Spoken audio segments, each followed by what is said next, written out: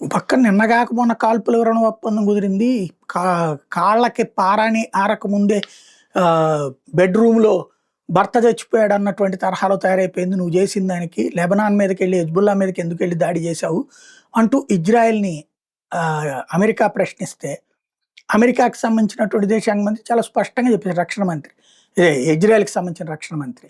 మా దేశపు రక్షణ కోసం మేము చాలా క్లియర్‌గా ఉంటాం.